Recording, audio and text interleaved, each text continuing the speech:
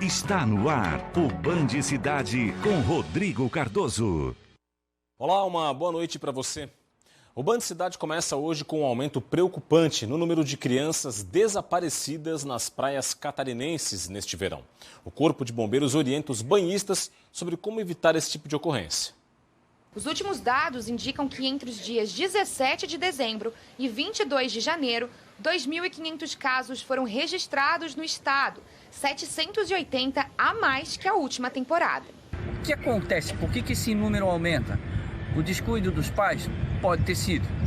O acaso também pode ter sido. Mas como eu já falei para vocês, os 10 segundos que você deixa a criança sem perceber onde ela está, esses são os 10 segundos de cegueira. O último boletim registrou aumento de 45% nos casos de desaparecimento de crianças nas praias catarinenses.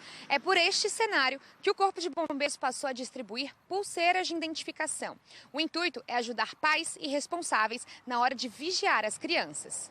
Primeira coisa, ao chegar na praia, busque um posto de guarda-vida. Lá você vai encontrar a fitinha de segurança. Você coloca a fitinha no braço da criança, certo? Com nome, com idade, telefone e responsável. Isso faz com que a gente tenha ainda mais segurança para evitar as perdas em praias. As pulseiras não precisam ser usadas apenas em crianças. Todos que precisem de uma identificação podem ter acesso ao acessório. Essa nova estratégia pretende diminuir também os casos de afogamento, risco que a criança sofre longe dos responsáveis. E nessas horas, toda ajuda é necessária. Caso algum de vocês, encontrou uma criança, ela está perdida, leve ao posto de guarda-vida. Ali a gente consegue identificar e buscar o pai.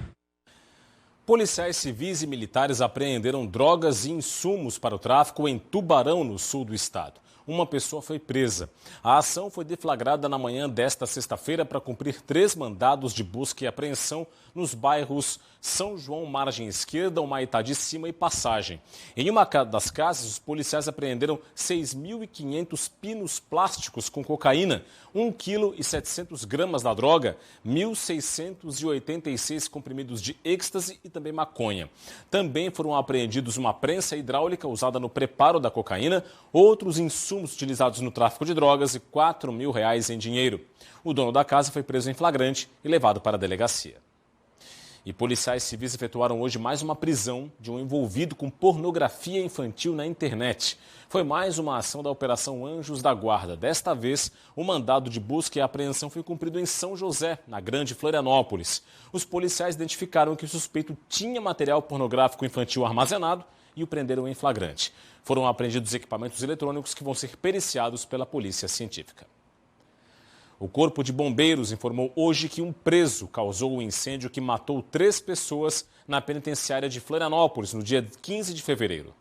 Segundo os bombeiros, o preso provocou um incêndio ao utilizar uma lâmpada da cela para colocar fogo em um colchão. A identidade do preso e a motivação dele para causar o incêndio não foram divulgados pelos bombeiros. A Polícia Civil investiga o caso. O incêndio ocorreu na cela 22 da ala de adaptação da penitenciária, que integra o complexo penitenciário de Florianópolis. A estrutura está superlotada e foi interditada pela Justiça, que também determinou a reforma completa da unidade. O incêndio matou 3 internos e deixou 49 pessoas feridas, sendo 43 detentos e 6 policiais penais. O incêndio no Warung, em Itajaí. O Corpo de Bombeiros informou que o sistema hidráulico contra incêndio do Beach Club não funcionou após o começo do incêndio. Essa é uma das conclusões da perícia feita no local, destruído pelo fogo na quarta-feira, 22 de fevereiro agora, em Itajaí, litoral norte catarinense. Das possibilidades de causas para o incêndio, 4 foram descartadas pelos bombeiros. Vazamento de gás, problemas do gerador de energia, descargas atmosféricas ou fenômeno químico e biológico. O Beach Club é um dos mais famosos do Brasil e conhecido internacionalmente como referência em música eletrônica. Os bombeiros levaram 10 horas para combater o fogo. A Polícia Civil também investiga o caso. Logo mais, depois do Band Cidade, tem o Jornal da Band. Hoje o Douglas Santucci chega com os destaques da edição de hoje. Confira. Boa noite. Daqui a pouco no Jornal da Band você vai ver as últimas informações direto da Ucrânia. O nosso correspondente Ian Boixá está lá e traz a repercussão. Hoje faz 1 ano do início da guerra. Vamos falar também de Bolsa Família. 1,5 milhão de cadastros foram retirados do sistema. Eles estavam ilegais, de acordo com o governo. E também caso Robinho. A Justiça do Brasil começa a decidir se ele vai cumprir pena aqui pelo crime cometido na Itália. É daqui a pouco, às 7h20 da noite. A seguir tem a previsão do tempo para o fim de semana em todo o estado e veja ainda, toma posse a nova diretoria da Casan em Florianópolis. Os detalhes no próximo bloco. Fique com a gente.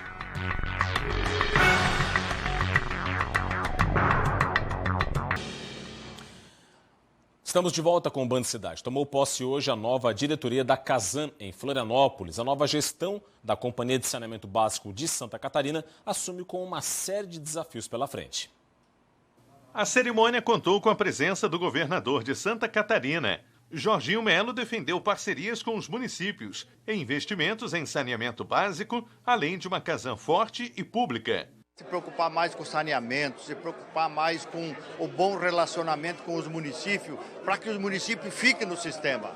Porque tem municípios importantes de Santa Catarina que são fundamental para manter a Casan pública. Para o cargo de diretor-presidente, o indicado foi Laudelino de Bastos e Silva, que exerceu cargos estratégicos na companhia, como diretor administrativo entre os anos de 2004 e 2006 e de diretor financeiro e de relações com investidores entre 2007 e 2019. Nós temos uma meta estabelecida pelo governador, que é em 4 anos, durante a gestão dele, nós saímos do indicador de 26% de cobertura para 50% de cobertura com esgoto sanitário.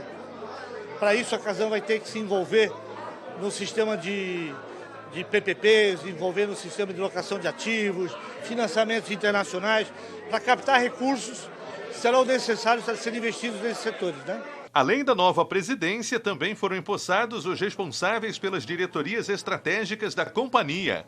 A cerimônia de posse da nova diretoria da Casan foi realizada na sede da ACIF em Florianópolis. A associação tem manifestado apoio a questões relacionadas ao saneamento básico em Santa Catarina. A entidade também elaborou estudos sobre o assunto para contribuir com o avanço do saneamento nos municípios catarinenses. Nós temos que melhorar os nossos índices. Florianópolis, especialmente, é uma das maiores contribuidoras para o saneamento e para a Casan, e nós precisamos ter o retorno desses investimentos aqui na nossa cidade. E a CIF tem contribuído com o grupo técnico, estudando saneamento básico, levando propostas tanto para o município quanto para a própria Casan.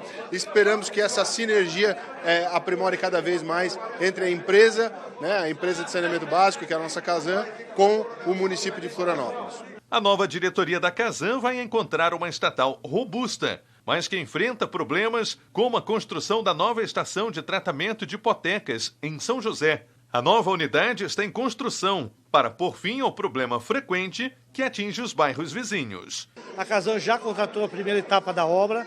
Nós devemos ter já iniciando a parte de teste no final do ano que vem. Já estamos preparando a segunda etapa de ampliação. Tudo acompanhado pelo prefeito de São José e o Ministério Público. Então, é um compromisso muito forte da Casan e do Estado, no sentido da gente conseguir entregar o mais rápido possível esse sistema para a população. Garopaba, no litoral sul do estado, vai passar a oferecer transporte público gratuito a partir do dia 1º de março. A gratuidade vai ser custeada por meio de um subsídio. Garopaba vai ser a terceira cidade do estado a implementar o transporte público gratuito. A concessionária que opera as linhas na cidade vai receber R$ 10,39 por quilômetro rodado e vai ter que disponibilizar sistema de controle de passageiros e quilometragem, além de respeitar horários e itinerários. Segundo o autor da proposta, vereador Jean Ricardo, do PSB, a tarifa zero é uma forma de garantir o acesso da população ao transporte público, além de desestimular o uso dos meios individuais de transporte, o que contribui para a melhora na mobilidade urbana. Definido o reajuste do piso salarial regional em Santa Catarina após negociação entre sindicatos patronal e de trabalhadores. A repórter Júlia Matos tem as informações. Olá, Rodrigo. O novo valor vai ser válido para as 4 faixas do piso salarial existentes. Esse aumento ele só foi possível depois que empregadores e trabalhadores se reuniram e entraram em acordo. Esse tipo de negociação já acontece desde que a lei complementar que institui o piso salarial regional aqui em Santa Catarina foi criada lá em 2009. Ou seja, são 13 anos de negociações e acordos aqui em Santa Catarina. Agora os valores vão ficar da seguinte maneira. A primeira faixa salarial passou de R$ 1.416 para R$ 1.521. A segunda faixa passou de R$ 1.468 para R$ 1.576. A terceira faixa passou de R$ 1.551 para R$ 1.669. E a quarta faixa, por último, passou de R$ 1.621 para R$ 1.740. Essa proposta agora, Rodrigo, vai para o governo do estado, que vai transformar em projeto de lei. Esse projeto de lei, por sua vez, vai ser encaminhado para o Legislativo Estadual para aprovação. Essas são as informações, eu volto com você. O IBGE divulgou hoje o rendimento domiciliar médio per capita do Brasil e também das unidades da Federação em 2022. Aqui no telão do Band Cidade eu tenho as informações, vamos a elas. O rendimento domiciliar per capita brasileiro foi de R$ 1.625 no ano de 2022. Entre os estados brasileiros, o líder foi o Distrito Federal, com um rendimento de R$ 2.913 em média per capita, seguido por São Paulo, R$ 2.148, Rio Grande do Sul, R$ 2.087. O catarinense foi o quarto, R$ 2.018 de rendimento domiciliar médio per capita. Os estados com os menores valores foram Maranhão, Alagoas e Amazonas, todos com menos de R$ 1.000. O rendimento domiciliar per capita é calculado dividindo o total de rendimentos domiciliares pelo total de moradores. É importante porque faz parte dos novos critérios de rateio do Fundo de Participação dos Estados, o FPE, que é um recurso bastante importante para os estados brasileiros. Olha, um novo deslizamento de terra bloqueou um trecho da BR-280 na chamada Serra de Corupá, no norte do estado. Ainda não há previsão de liberação da pista. O deslizamento ocorreu por volta das 7h30 da noite desta quinta-feira, no quilômetro 102 da rodovia, e bloqueou os 2 sentidos da pista. O local foi sinalizado para os motoristas. Segundo a Polícia Rodoviária Federal, há risco de novas quedas de barreira no local. Agentes da Defesa Civil de Corupá e de São Bento do Sul avaliam as condições da encosta. Não há previsão de liberação total ou parcial do trecho. E o Departamento Nacional de Infraestrutura de Transportes, o DENIT, alerta para que os motoristas procurem rotas alternativas, especialmente a SC 418, a Serra Dona Francisca. Hora de conferir como vai ficar o tempo em todo o estado neste final de semana. A previsão agora para você no Band Cidade.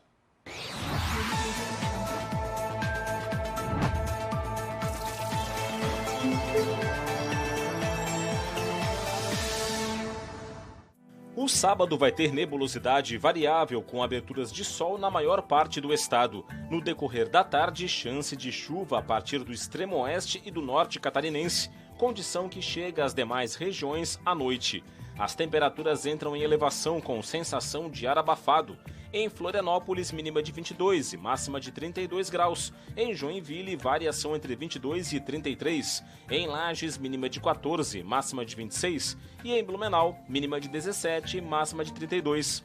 No domingo, a madrugada e amanhã vão ter chuva e temporais localizados devido à aproximação de uma frente fria. Ao longo do dia, o tempo melhora com nebulosidade variável e aberturas de sol na maioria das regiões.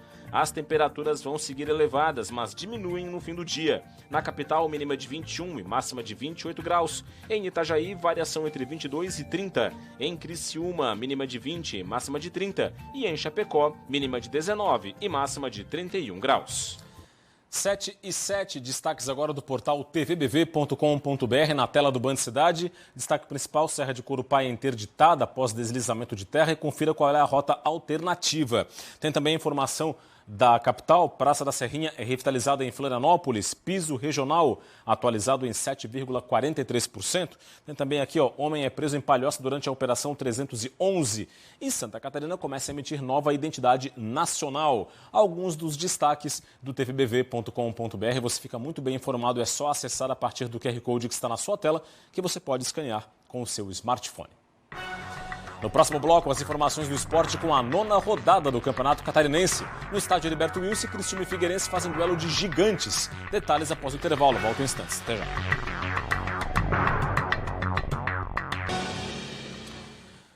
Estamos de volta. Começa na próxima segunda-feira a aplicação da vacina bivalente contra a Covid-19 em Santa Catarina. As informações ao vivo aqui no Band Cidade com o repórter Ronaldo Penido. Boa noite, Ronaldo. Tudo bem? Boa noite, Rodrigo. Boa noite a todos ligados no Band Cidade. A vacinação da dose de reforço contra a Covid começa pelos grupos prioritários, as pessoas que fazem parte destes grupos. Idosos com 70 anos ou mais, imunossuprimidos acima de 12 anos, indígenas e quilombolas também acima de 12 anos.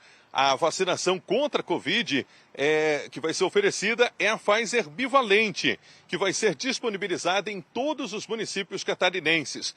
A vacinação vai ter também outras 4 fases. Em Santa Catarina, o público-alvo representa 1.600.000 pessoas. Vamos ouvir agora a gerente de imunização da Vigilância Epidemiológica de Santa Catarina, Arielle Fialho. Esta campanha será dividida em 5 fases, onde teremos disponibilizadas as vacinas bivalentes. Na primeira fase, os grupos prioritários são pessoas com 70 anos ou mais, pessoas que vivem e trabalham em instituições de longa permanência, pessoas acima de 12 anos de idade imunocomprometidas, além dos indígenas e quilombolas. Para receber a vacina bivalente, o indivíduo precisa ter no mínimo 2 doses da vacina monovalente, que são aquelas que a gente já trabalha desde o início da campanha. Além de ter o esquema primário com 2 doses, tem que ter acima de 12 anos e pertencer a um grupo prioritário. A Secretaria de Estado de Saúde informa que as pessoas que não fazem parte dos grupos prioritários para a aplicação da vacina bivalente devem seguir o cronograma das doses do esquema primário e doses de reforço monovalentes de acordo com a faixa etária. Até o momento, 129.526 doses da vacina já foram entregues, repassadas para as 17 centrais regionais de saúde. Voltamos ao estúdio do Band Cidade. Ok, Ronaldo, obrigado pelas informações. Uma boa noite e bom fim de semana para você. E o governo do estado lançou também uma campanha de prevenção à dengue. A ação pretende frear o aumento dos casos da doença e o número de cidades infestadas pelo mosquito transmissor. A campanha consiste em publicações que estão sendo veiculadas desde o dia 18 de fevereiro para impactar a população sobre a importância da prevenção à dengue, a partir de medidas simples, como eliminar locais de acúmulo de água, descartar corretamente o lixo e manter piscinas e calhas limpas. A estratégia é integrada entre as secretarias estaduais de saúde e comunicação. A gente está num período de sazonalidade, ou seja, de condições muito propícias para a reprodução do mosquito, além de todas as ações que estão sendo realizadas pela Secretaria de Estado da Saúde, como apoio aos municípios, aplicação de inseticidas, distribuição de materiais, os informes técnicos, os boletins epidemiológicos. Nessa semana, o governo do estado lançou uma campanha de comunicação também no sentido de engajar toda a população nas ações de prevenção. De janeiro até agora, Santa Catarina já registra 339 casos de dengue. A maior incidência é na Grande Florianópolis, que concentra 81% dos casos. No ano passado, foi registrado um número recorde de casos confirmados da doença, 83.276. 90 pessoas morreram. 143 cidades do estado são consideradas infestadas pelo mosquito Aedes aegypti, 21% a mais do que no mesmo período em 2022. Agora no Band Cidade é hora das notícias do esporte.